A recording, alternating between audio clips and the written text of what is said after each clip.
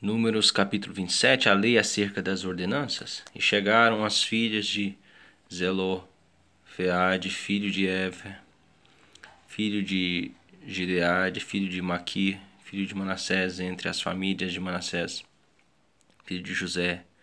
Estes são os nomes de suas filhas: Macla, Noa, Ogla, Milca e Tirza.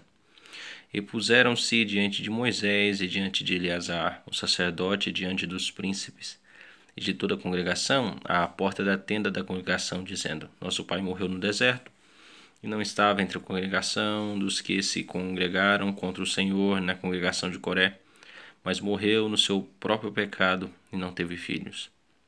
Porque se tiraria o nome de nosso pai do meio da sua família, porquanto não teve filhos? Dá-nos possessão entre os irmãos de vosso pai. E Moisés levou a sua casa perante o Senhor, e falou o Senhor a Moisés, dizendo: As filhas de Zelofeade falam retamente, certamente lhes darás possessão de herança entre os irmãos de seu pai, e herança de seu pai farás passar a elas. E falará aos filhos de Israel, dizendo: Quando alguém morrer e não tiver filho, então fareis passar a sua herança à sua filha. E, se não tiver filha, então a sua herança dareis a seus irmãos. Porém, se não tiver filhos, então dareis a sua herança aos irmãos de seu pai. Se também seu pai não tiver filhos, então a sua herança darei ao seu parente, àquele que lhe for o mais chegado da sua família, para que a possua. Isto aos filhos de Israel será por estatuto de direito, como o Senhor ordenou a Moisés. Deus anuncia a morte de Moisés. Depois disse o Senhor a Moisés: Sobe a este monte de Abarim, e vê a terra que tenho dado aos filhos de Israel. E havendo-a visto, então serás recolhido aos teus povos, assim como foi recolhido teu irmão Arão.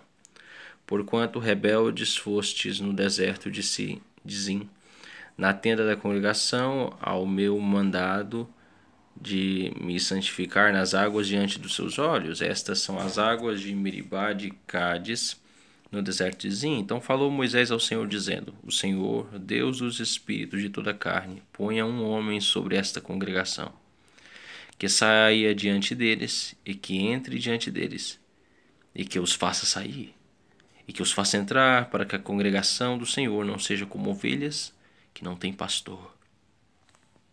Josué é designado para sucessor de Moisés. Então disse o Senhor a Moisés: Toma a ti Josué, filho de Num, homem que há o Espírito, e põe a tua mão sobre ele.